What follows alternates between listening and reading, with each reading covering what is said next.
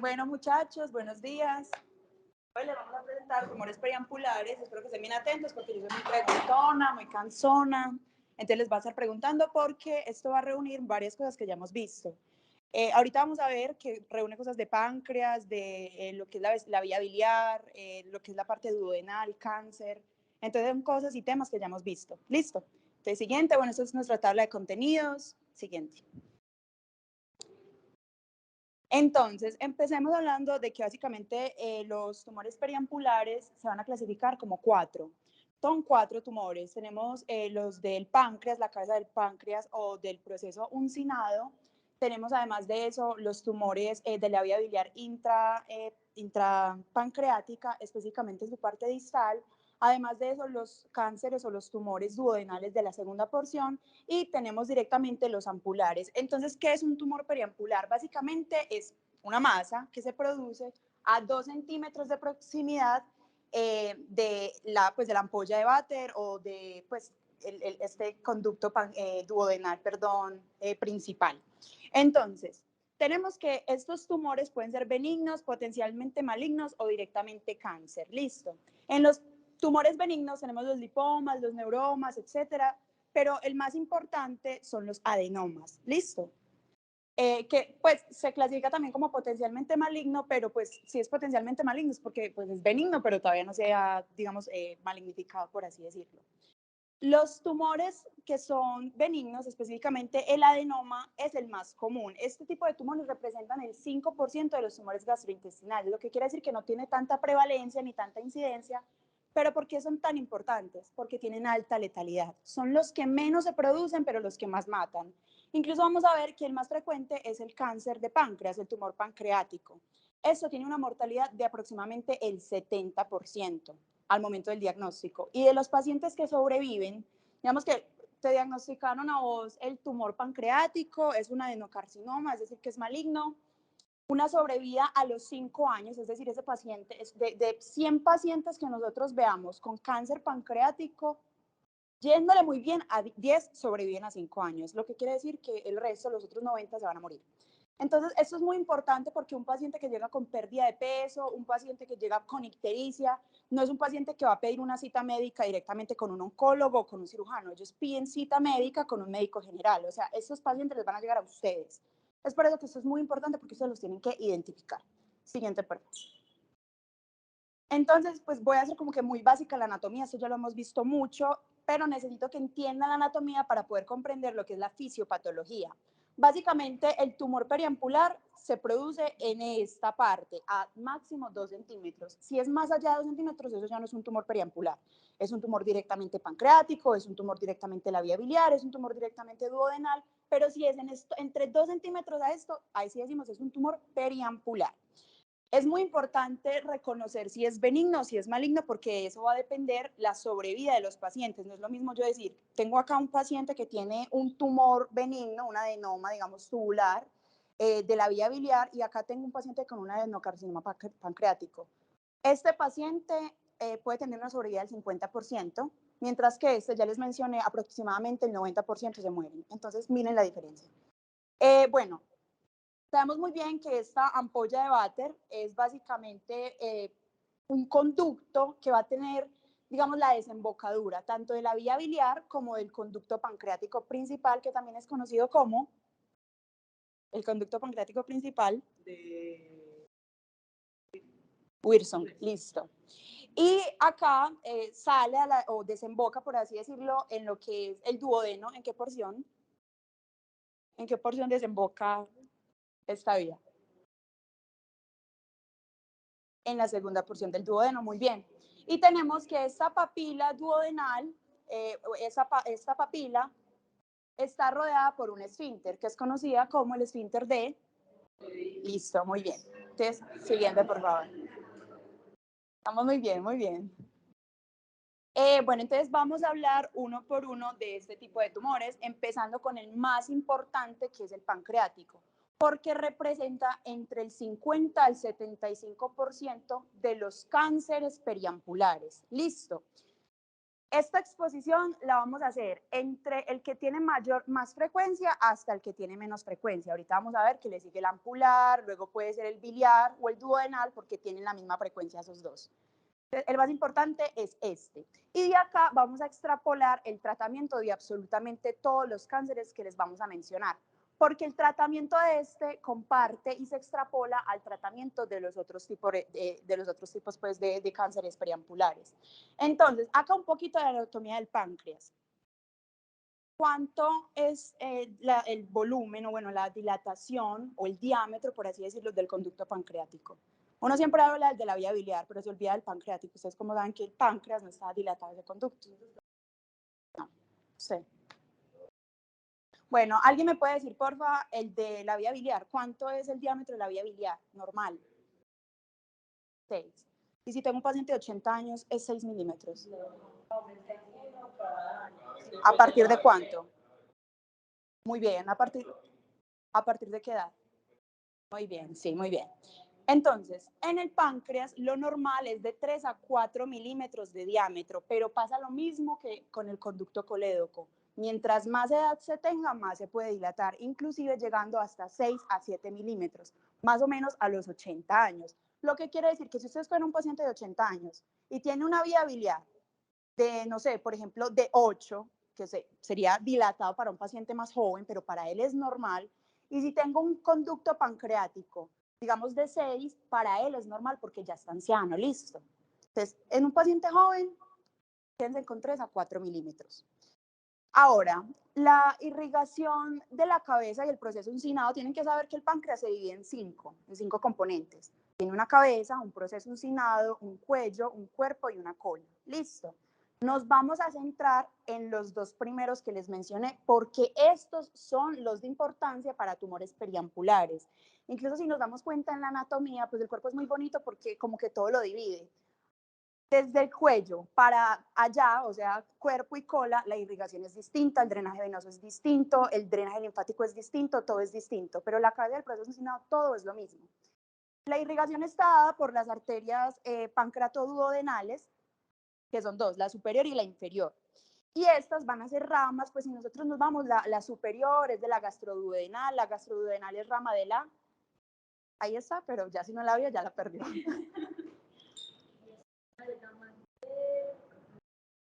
De la hepática común, que la hepática es rama a su vez del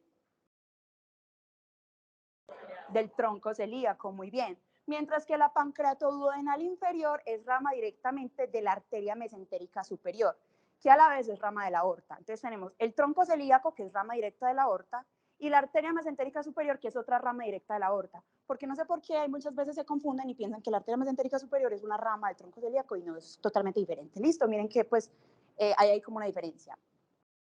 Bueno, y el drenaje venoso es exactamente lo mismo, pero con venas. Entonces ya no vamos a hablar de vena mesentérica, de arteria mesentérica, sino de vena mesentérica, ya no vamos a hablar de arteria pancreatoduodenal, sino de venas pancreatoduodenales. Listo. Bueno, eso es lo que pesa, lo que mide, como para que sepan, listo. Y el adenocarcinoma, lo que les mencioné, representa más del 90% de los tumores del páncreas. O sea, si usted le da un tumor en el páncreas, tiene de 10 posibilidades, 9 de que sean cáncer y una de que sea algo benigno. Listo. Siguiente. Bueno, entonces los factores de riesgos para tener un adenocarcinoma. A ver, hay uno que es el más importante. Los factores de riesgo se van a clasificar en 3. En factores estipulados, o sea, si usted no se muere porque lo cogió un carro, porque le dio un infarto, lo que sea, pero usted fuma, en algún punto de su vida le va a dar cáncer. O sea, si usted vive 400 años, pues en algún punto de su vida le va a dar cáncer pancreático. ¿Me hago entender? O sea, es algo estipulado. Si usted no lo mata primero porque lo arrolló un carro o lo que sea, esto lo va a matar si fuma. Es algo estipulado, sí o sí le va a dar. Cuando no se sabe, pues eso depende de usted. La incidencia del cáncer pancreático asociado al pulmón, ¿sabrías en qué posición está de los asociados al cigarrillo? ¿La metástasis o qué? No.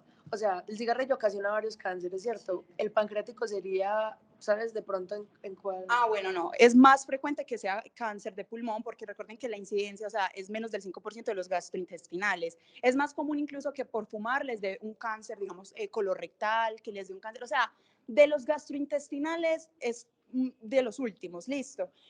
¿Cuál número específico? No sé, pero habría que mirar pues como en qué posición está, pero si es de los más bajos, de la menor incidencia. Pero si a ti te da un cáncer de pulmón, comparado con un cáncer pancreático, te lleva primero el cáncer pancreático que el pulmonar, listo. ¿Ibas a hacer una pregunta? Exactamente. Sí, entonces el pancreático, eso debe estar súper lejano, sí, exacto. Bueno, entonces ya les dije, este es el factor establecido. Una persona que fuma contra una que no fuma tiene tres veces más de posibilidades de tener cáncer pancreático. Y luego tenemos lo que es la obesidad, la diabetes mellitus y las pancreatitis crónicas como factores asociados. ¿Qué quiere decir factor asociado? O sea, si usted es obeso, puede que le dé, puede que no. Si usted es diabético, puede que le dé, puede que no. Lo mismo pancreatitis crónica. Listo.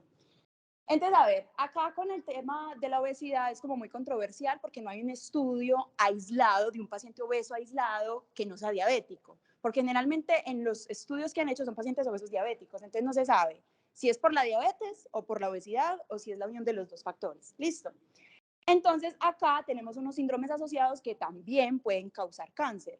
Ana María, tú expusiste cáncer colorectal, si mal no estoy, entonces no sabes decir y no sabes recordar que es un síndrome de Lynch. Es una enfermedad, pues, No, para que te escuchen. bueno, es prácticamente una enfermedad en el colon que crea pólipos colorectales. Es hereditario, o sea, es un factor hereditario y tiene una mutación. ¿Cierto? No recuerdo en este momento cuál es el gen implicado. Bueno, sí, sí hay un gen implicado que lo que crea es, o sea, lesiones polipomatosas en el colon, que eso da mucho más riesgo porque cambia la anatomía y la morfología del colon.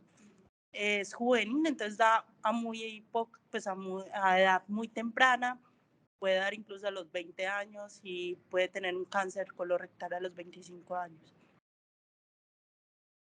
Bueno, porque hice esta pregunta, porque entonces tienen que intentar asociar de una vez y como que aterrizar todos esos conocimientos que nos han brindado todos estos semestres para poder asociar las patologías, porque es que un paciente que le da ese tipo de cáncer también está predispuesto a otro tipo de cáncer, ustedes no se pueden encasillar en eso. Entonces, el síndrome de Peutz-Jeghers, yo no necesito que me digan qué es, pero sí necesito que lo sepan identificar. Ustedes, ¿cómo saben si les llega un paciente, les entra al consultorio, cuándo piensan ustedes, esto puede ser un Peutz-Jeghers? ¿Cuándo lo sospechan? Es que esto es clínica, entonces, alguien que sepa. Cuando la persona ha presentado múltiples episodios tumorales, ¿no? No, hay algo clínico, o sea, que usted ve al paciente entrar y por simple clínica usted sabe, así como las estrellas de Charcot, o sea, es clínico. Ustedes no necesitan casi laboratorios para usted decir, este paciente me puede tener un Peutz-Jeghers, le tengo que hacer una colono.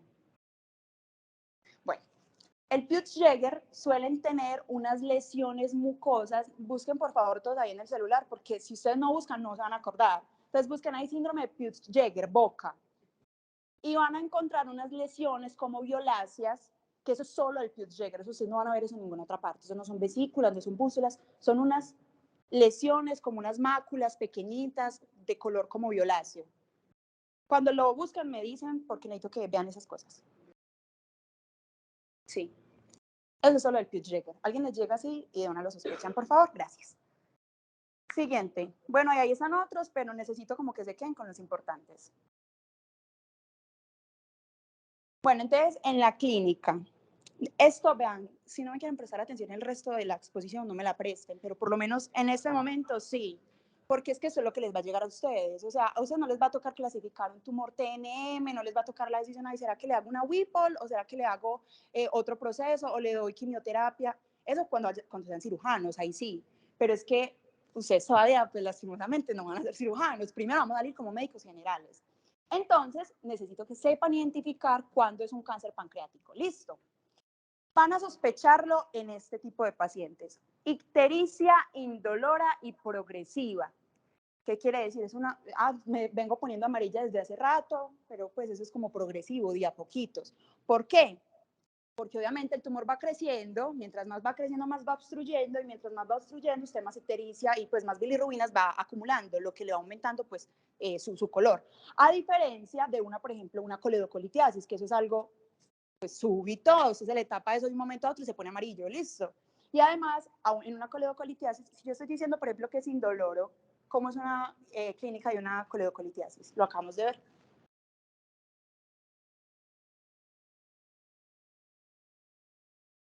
Sí, dolor en el hipocondrio. Sí, eso es lo más importante, dolor en el hipocondrio, listo.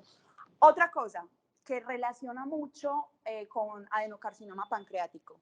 Paciente anciano con diabetes de novo, es decir, un paciente viejito que apenas le diagnostican la diabetes. Esto es muy importante porque la diabetes generalmente se diagnostica en pacientes que toda la vida han sido obesos, sedentarios, con mal consumo de alimentos. Entonces son pacientes generalmente entre los 40 años, los 30 años. Si les llega a ustedes un paciente, por ejemplo, de los 65 años, de 80 años, que apenas le diagnosticaron la diabetes, ojo con eso porque la diabetes puede ser la representación del adenocarcinoma pancreático. Entonces se empiezan a producir anómalamente pues, lo que es la insulina y los otros factores para regular lo que es la hiperglicemia. Entonces, siempre estudiarlo. ¿Por qué? Les traje estos 3 medicamentos, la metformina, la liraglutide y la epaglifosina. Obviamente son antidiabéticos, pero ¿por qué creen que les puse esas 3 imágenes ahí? Eso es una relación, acá no es solo cirugía, medicina interna y de todo un poquito.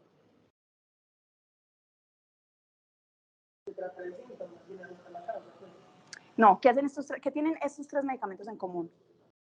¿Qué? Pero no desde la farmacología ni la farmacología, desde la clínica. O sea, ¿qué le hace estos 3 medicamentos al paciente? ¿Por qué no les puse acá otros tipos de medicamentos? Pérdida de peso. Estos son los 3 medicamentos que hacen perder peso al paciente. Un paciente diabético que toma metformina, que toma liraglutide, semaglutide, o que toma empaglifosina o cualquier inhibidor de la SGLT2, disminuye de peso. ¿Por qué les estoy diciendo eso? Porque les llega un paciente diabético, estoy perdiendo peso, sí es que tienes liraglutide, eso es normal, vas bien, no, eso es un cáncer y usted no sabe. Lo que pasa es que usted no sabe relacionar porque no se puso a indagar ni a estudiarlo cuando tenía que estudiarlo, porque pensó que a los pacientes de 80 años les da diabetes, cuando usted tiene que saber y tener en su mente que es a los pacientes más jóvenes. Si les llega también un paciente en buen estado, ¿cómo así en buen estado? No, sí, yo he fumado toda mi vida, pero pues yo como bien, soy así súper bohemio, me tomo el café sin azúcar, no me gusta el azúcar, voy al gimnasio, lo que sea, y te llega diabético. Es como que no, o sea, ese no es el cuadro de presentación típica de un paciente diabético. Estos pacientes se estudian, listo. Y ya, esta es simplemente la frecuencia. Siguiente. Bueno, pasa la anterior, que se me olvidó decirles algo. Toda ictericia progresiva con vesícula palpable indolora, que ese es el signo de Bart y Pick, es cáncer pancreático hasta que se demuestre lo contrario. Listo. A diferencia que fuera una vesícula palpable dolorosa, que eso nos hace pensar en una.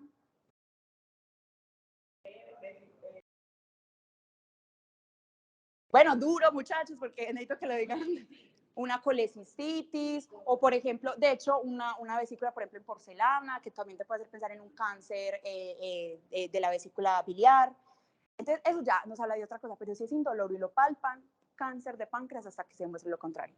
Siguiente, ahora sí. Entonces, ¿cómo vamos a hacer el diagnóstico? O sea, ¿qué van a hacer ustedes como médicos generales cuando les llegue ese paciente que les acabo de decir? ¿Cuáles son los pacientes que tienes que pensar cáncer pancreático? Repítemelo porque es lo más importante de esta charla.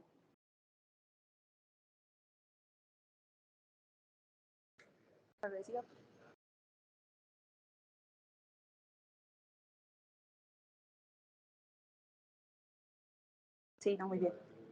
¿Qué? No. Diabetes de nuevo. Sí, muy bien, listo, súper bien. Entonces les llego a ese paciente, ¿qué van a hacer con él? Lo primero que le tienen que pedir, obviamente, son paraclínicos, lo de siempre, entonces le van a pedir un perfil hepático. ¿Qué le van a pedir en ese perfil hepático? ¿Qué es un perfil hepático? La GGT, ojo, porque eso es algo que hemos estado siempre diciendo acá, como que hay aumento de la fosfatasa alcalina en la GGT. Usted nunca pide GGT de entrada, siempre pide primero fosfatasa alcalina y si le sale aumentada, luego pide la GGT. ¿Listo?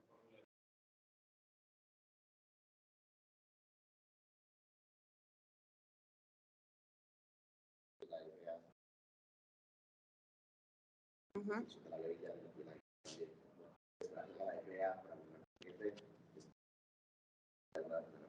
Bueno, acá no, listo, acá primero va a ser la fosfatasa alcalina. Listo. Entonces, acá va a ser un hemoleucograma, que hay que esperar encontrar en un paciente que tiene cáncer en un hemoleucograma. Anemia, ¿cómo es la anemia?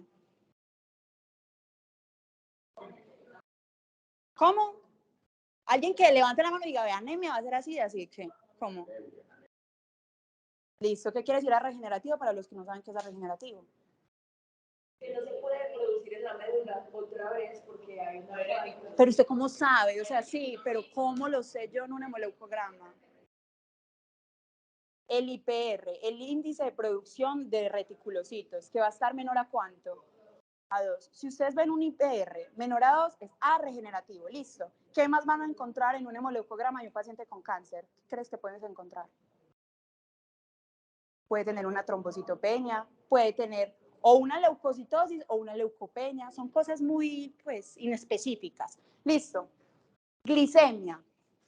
Esto es como, bueno, no. ¿Cómo creen que pueden encontrar la glicemia? Porque uno de estas cosas, estos paraclínicos, los pide enfocando y esperando que usted va a encontrar algo que, digamos, lo lleva al diagnóstico definitivo. Usted no pide esto. Entonces, ¿cómo crees que vas a encontrar la glicemia? Dime. Es que hay dos tipos de tumores pancreáticos, los endocrinos y los exocrinos. Los tumores periampulares son exocrinos. Los endocrinos pueden ser los insulinomas y los otros, ¿cierto? Pero acá son más que todo exocrinos. ¿Pero por qué les traigo lo de la glicemia? Porque igual recuerden lo que les comenté, por ejemplo, del paciente diabético. O sea, usted puede tener un paciente diabético de nuevo por un cáncer pancreático. Esto es clínico, o sea, la medicina no es como que, bueno, 100% de los exocrinos no me van a generar alteraciones de insulina ni de alteraciones hormonales, y 100% de los endocrinos no van a generar alteraciones de la milasa y de la lipasa, no. Tiene una enfermedad en el páncreas, puede causar cualquier cosa, porque el páncreas está enfermo, listo. Entonces, ¿cómo hace la glicemia? Puede tener una glicemia aumentada, sí, porque puede que esté diabético. Perfil hepático alterado, ¿a expensas de qué? ¿Qué creen que pueden encontrar? Simón, ¿qué crees que pueden encontrar en un perfil hepático de un paciente con cáncer pancreático?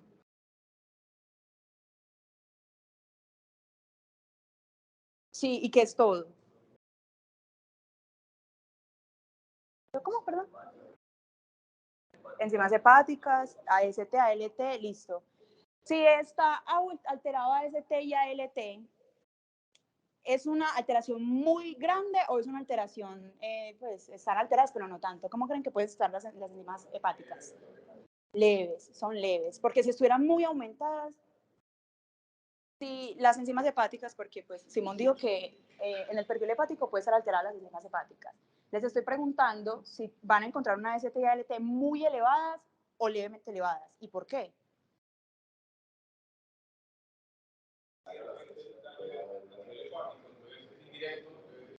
¿Es indirecto? Sí, porque si están muy elevados, entonces usted va a pensar hepatitis, hepatocarcinoma, ya ustedes piensan en otras cosas. Ahora, aparte de la ST y la ALT, ¿qué más tiene un perfil hepático?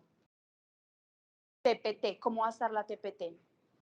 Prolongada. Entonces, ¿qué van a intentar, qué le tienen que dar a ese paciente? ECA. ¿Qué? Vitamina K. ¿Por qué?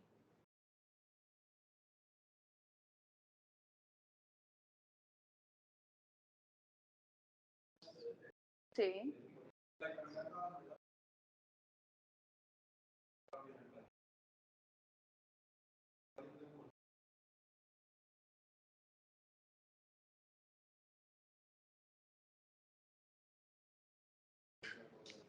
Muy bien. Tiene obstrucción, no le está saliendo tampoco bilis, no le está saliendo esa bilis que ayuda a la absorción de la vitamina K, entonces por eso lo tienen que reponer. Entonces, de una vez intenten aterrizar todo lo que pues, nos han enseñado en estos espacios. Listo, la fosfatasa alcalina, que también puede estar elevada, lipasa y amilasa, obviamente están elevadas porque hay una alteración del páncreas.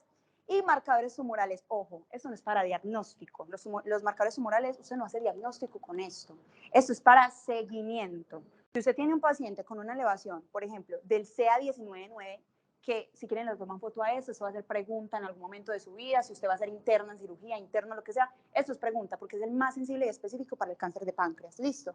Entonces, El CA19-9 lo tienes elevado si tienes cáncer de páncreas, porque te vimos en una tomografía axial computarizada en fase pancreática que tienes una masa hipodensa, tienes metástasis, lo que sea, te vamos a hacer un CA19-9 para mirar si te quedas ahí o si con las quimioterapias empeoras o mejoras. Entonces, para eso es, listo. O si, por ejemplo, le hacen una Whipple, que ahorita vamos a ver qué es eso, tienes que esperar que esto baje, disminuya, porque si está aumentando, entonces o volvió el cáncer o no se lo quitaron del todo y está progresando. Listo.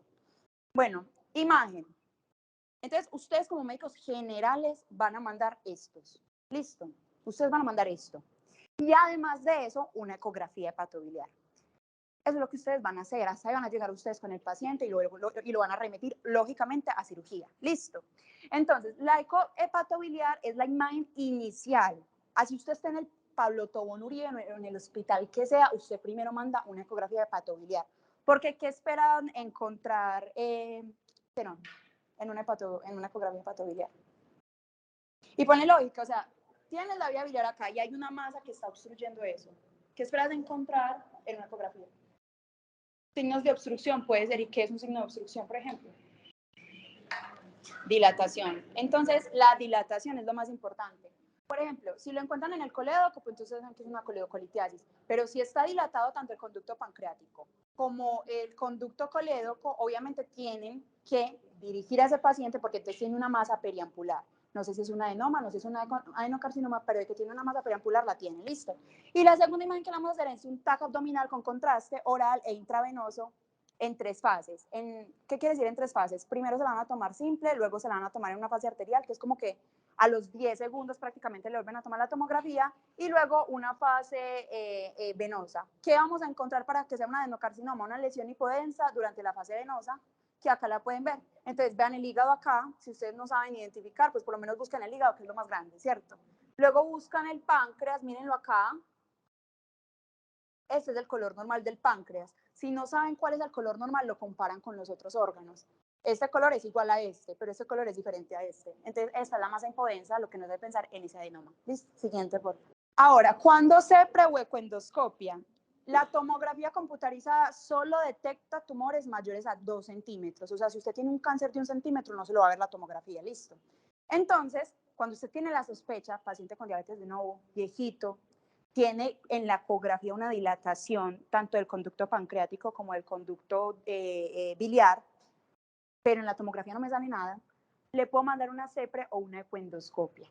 Listo. Porque ellos detectan tumores de menos de 2 centímetros. Usted está viendo ahí, usted está en toda la ampolla, es imposible que no lo vea, es una cosa chiquita, pero ahí alcanza a ver por lo menos una elevación de esa mucosa. ¿Cuándo más puedo utilizar CEPRE? Cuando, por ejemplo, manejo sintomático de estos pacientes. O sea, si usted tiene, por ejemplo, un paciente súper llegado que ya tiene metástasis, que no tienes nada que hacer, tiene esa ictericia, o sea, lo ves súper amarillo con unas bilirrubinas en 10, estos pacientes se les ponen stents para, por lo menos, mantener esa vía biliar abierta o esa vía pues abierta como tal, y eso se hace mediante la CEPRE, listo. Ahora, el TNM, yo no voy a profundizar en eso, o sea, esto es solamente para sobrevivir a estos pacientes, para mirar si a esta paciente le va a ir mejor o peor, pero eso no es importante para el tratamiento. Para el tratamiento es importante estos 3 estadios. ¿Listo? Entonces, estadio para resecable, para irresecable o para borderline, que es como que puede que se pueda o puede que no. Entonces, ¿qué tumor pancreático es resecable? Y eso es muy importante porque se extrapola a todos los tumores que vamos a continuar viendo. Los resecables son que no tienen compromiso arterial ni venoso, o que si lo tienen venoso, que tenga un contacto menor a 180 grados. ¿Qué quiere decir eso? Ustedes hacen una tomografía, hacen una tomografía computarizada con un corte. A ver, vamos a tener lo que son las vértebras y las arterias. Las arterias las van a ver ustedes como circulitos, ¿cierto? Pues porque ese es el diámetro de una arteria o de una vena. No puede tocar las arterias. Si la toca, eso ya no es resecable. Puede tocar las venas, pero con un ángulo menor a 180 grados. ¿Qué quiere decir? Que cuando usted vea la vena, específicamente la vena mesentérica, el tumor toque menos de 180. Eso son 360 grados. 180 es la mitad, o sea, tiene que tocar menos de la mitad de la vena, por decir esto, para usted decir, bueno, si es resecable. Listo. Si toca más de eso, no es resecable. ¿Me entendieron? Bueno. ¿Cuándo es irresecable? Ah, bueno, ¿y qué es resecable? ¿Y qué se hace para este tipo de tumores? La Whipple, que ya vamos a hablar a continuación. Y en los irresecables, que son pacientes que se benefician es de quimioterapia. Listo. cualquier metástasis. Llega con metástasis, una TNM en este estadio, donde hay M1, estadio 4, ya no es resecable. Listo. Así tiene el tumor más chiquito del mundo, si tiene por allá un ganglio palpable, si tiene que el ganglio de María José o que si tiene el ganglio de Virchow, eso ya no es resecable. Listo. Ahora, ¿qué es borderline? Es un paciente que de momento no se beneficia de usted hacerle una resección quirúrgica. Entonces, usted primero le da quimioterapia o terapia neoadyuvante y después le hace la cirugía si le disminuye el tumor con esa quimioterapia. ¿Listo? Entonces, los borderline son, por ejemplo, el tumor de la cabeza pancreática que puede tener contacto con la arteria, pero menor a 180 grados. O si es, por ejemplo, un contacto venoso, más de 180 grados el venoso, pero sin hacer metástasis. Lo siguiente, por favor. Y eso es la Whipple. Básicamente, tienen que entender, esto es una cirugía súper complicada, porque el páncreas es un órgano. ¿Dónde está el páncreas? Pero porque es complicado, o sea, si yo llego y te abro acá, voy a ver el páncreas. Eso, exacto, sí, retroperitoneal. Incluso está anterior a L1. O sea, es más fácil entrar por detrás que entrar por delante, pero pues obviamente uno quitar huesos como que imposible dentro de una cirugía, ¿cierto? O sea, es más fácil incluso llegar posterior. Listo, porque está anterior a L1, es retroperitoneal, es muy difícil, tiene relación con la arteria mesentérica, con la vena mesentérica también, tiene relación con múltiples estructuras, entonces es muy difícil. Y tienen que entender que incluso embriológicamente estos órganos se desarrollan en el mismo momento, pues, y son, digamos, como que una unión inseparable. O sea, usted no puede quitar una cosa sin quitar la otra. Es por eso que en la Whipple usted quita el duodeno, específicamente toda la segunda parte, cortas también lo que es el colédoco, te llevas la vesícula, pues porque no va a dejar solo una vesícula sin colédoco, lógicamente, y tienen que cortar hasta el proceso uncinado del páncreas, o sea, se lleva todo eso y luego hacen, digamos, pues como que la unión gástrica con la parte duodenal que le quedó, el segmento duodenal que le quedó, el páncreas lo unen con el conducto, pues con la parte duodenal también que queda, y eso con la intención de hacerlo como lo más fisiológico posible para que el resto de enzimas pancreáticas se puedan drenar directamente al duodeno. Listo, pero entonces esto es la resección y ya sabemos cuáles son los criterios para la resección del adenocarcinoma. Bueno, ahora los tumores ampulares, que son los segundos, ya a continuación no nos vamos a demorar tanto porque el pancreático era el que tenían que entender, porque de ahí se extrapola todo. La clínica, el diagnóstico, el tratamiento. Si entendieron la clínica, el diagnóstico, el tratamiento del pancreático, ya entendieron el ampular, entendieron el biliar, entendieron el colangiocarcinoma, etc. El cáncer ampular representa el 15 al 25, miren la diferencia, el otro era el 70%. De eso que es importante, también la clasificación TNM, ya saben cómo se hace el diagnóstico, primero ecografía, ya saben qué estudios mandar, pero aquí a diferencia es que no necesariamente se tiene que hacer una Whipple. El ampular es directamente de la ampolla, o sea, no compromete epitelio duodenal, ni epitelio biliar, ni epitelio pancreático. Si el cáncer es muy pequeño, específicamente menor a 4 centímetros, se puede hacer una ampulectomía, es decir, quitan la ampolla y la pueden hacer inclusive con esos, no sé si han visto cómo son las resecciones de los pólipos intestinales, que es básicamente como una tirita que los corta, hace esto. Listo, es básicamente lo mismo, eso es una ampulectomía, ya. Y para los carcinomas ampulares, miren que el pronóstico es muy bueno, o sea, a 5 años hasta la mitad pueden sobrevivir con un buen tratamiento.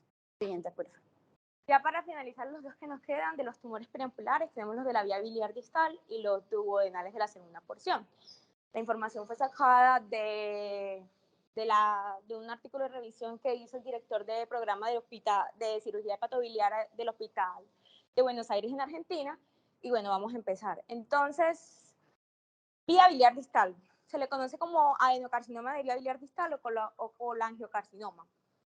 Generalidades. Bueno, y antes de eso, tanto los biliares como los duodenales comprometen el 10% de todos los tumores periampulares. ¿Listo? Entonces, es poco frecuente, como pueden ver, tiene una incidencia de 1 a 2 casos por cada 100.000 habitantes.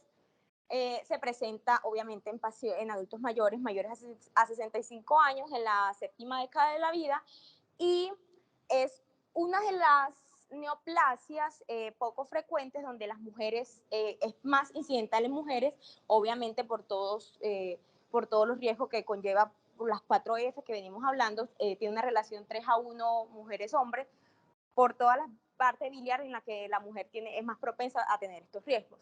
La etiología no se conoce de forma esporádica, pero sí se han establecido unos factores de riesgo muy importantes. Entre esos está la colangitis esclerosante primaria. De los pacientes que tengan esta patología, que es una patología crónica, inflamatoria de toda esa vía biliar, que está fibrosado, tienen riesgo de presentar un colangiocarcinoma distal de un 80 a un 40%, es muy alta. Y cuando se hace el diagnóstico, que ahora vamos a hablar de eso, pues el biliar y el duodenal siempre es de descarte. Entonces yo tengo que, aparte de descartar un tumor pancreático, también descartar la colangitis esclerosante primaria, o si sí definitivamente ya progresó a un colangiocarcinoma. ¿Listo? Obviamente también quistes congénitos de la vía biliar tienen un riesgo de 15 a 20% de presentar colangiocarcinoma. Hepatolitiasis secundaria, infecciones crónicas, esto se da más que todo en pacientes que están en la otra parte del mundo, en el sudeste asiático y en Japón, de un 10%, y también a pacientes que han tenido infecciones bacterianas persistentes, como la fiebre tifoidea, tienen el riesgo de desarrollar esta patología. Los tumores de la vía biliar son varios, se clasifican como en su localización anatómica y se pueden dividir en distales y proximales. Se le conoce como tumor de Klatskin, ¿cierto?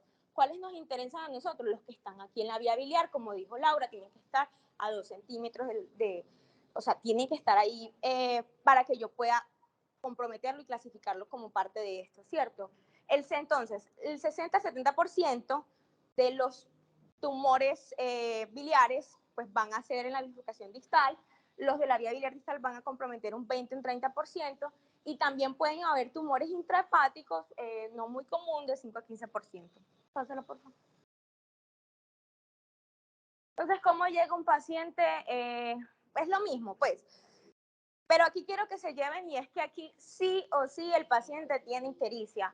En tumores pancreáticos hasta el 80% de los pacientes presentan ictericia, o sea, eso es mucho, pero el artículo mencionaba el 100% van a presentar ictericia, debido obviamente a esa obstrucción biliar, o sea, no hay punto de causa. Si no tiene ictericia, por eso no es. También buscar, obviamente, como hay una obstrucción de esa vía biliar, tiene esas bilirrubinas directas aumentadas. Estos pacientes también tienen prurito, coluria, colia, y tienen ausencia de dolor, importantísimo, igual que en el de páncreas, ausencia de dolor, y eso nos hace también para poder descartar una obstrucción litiásica, una cololitiasis. El signo de Courvoisier-Terrier, que es pues la vesícula palpable.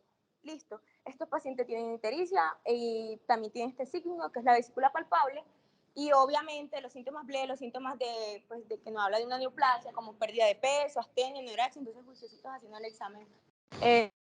Pasamos al diagnóstico. Lo primero es identificar que si hay una obstrucción de la vía biliar, y segundo, el nivel de obstrucción, que tanto me está comprometiendo esa vía biliar distal.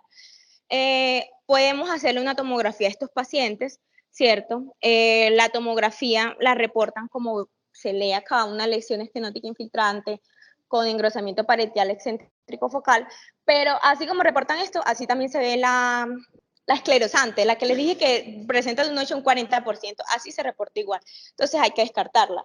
La tomografía es muy buena, ¿por qué? Porque sí nos dice o sea, tiene una exactitud de confirmar los casos de obstrucción hasta de un 100%, pero obviamente él me dice, tiene la vía biliar obstruida, pero no me dice cuál es la etiología, ¿cierto?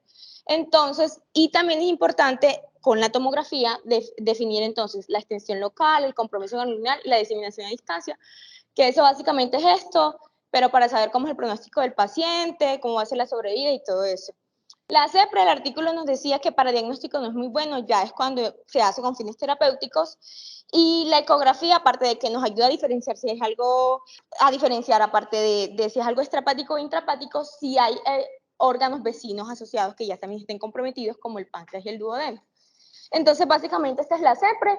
Aquí lo que había era una estenosis de esa vía biliar distal y luego una dilatación muy grande, y esta es la tomografía del mismo paciente con los mismos hallazgos. En el tratamiento, el artículo mencionaba que para estos pacientes, pues lo único como curativo, pues obviamente está indicado según los criterios, si, como muy Laura mencionaba bien, si es criterio para cirugía o no, si se puede resecar o no, según eso, pero el artículo mencionaba que potencialmente curativo es hacer la resección de este tipo de tumores con la cirugía que ya conocemos, que es la WIPO, ¿cierto? Si se hace bien la cirugía, se hace con una resección total de los márgenes libres del tumor, estos pacientes tienen una resección curativa del 56%, o sea, me parece muy buena, y no es tan agresivo como el duodenal, que tiene una sobrevida a los 5 años del 21 al 54%.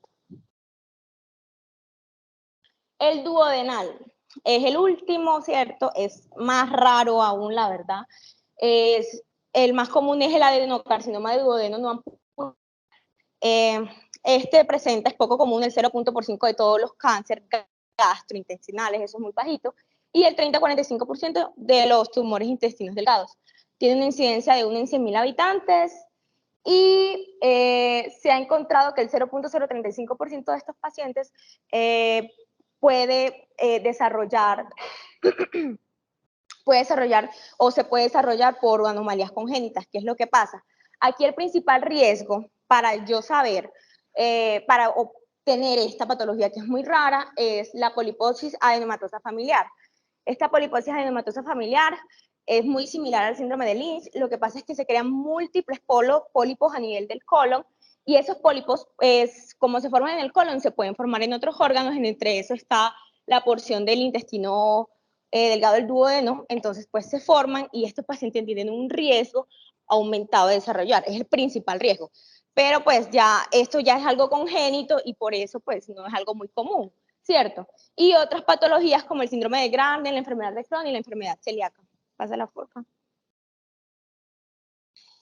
Entonces, la valoración inicial es la misma clínica. Estos pacientes pueden presentar, pues, la ictericia obstructiva, prurito, pérdida de peso, astenia, pueden presentar dolor abdominal. Esto está en el intestino delgado por el duodeno, la porción distal, la segunda porción, del 30-40%. También pueden presentar náuseas, vómito del 30-50%, y pueden presentar diabetes y anemia. Listo.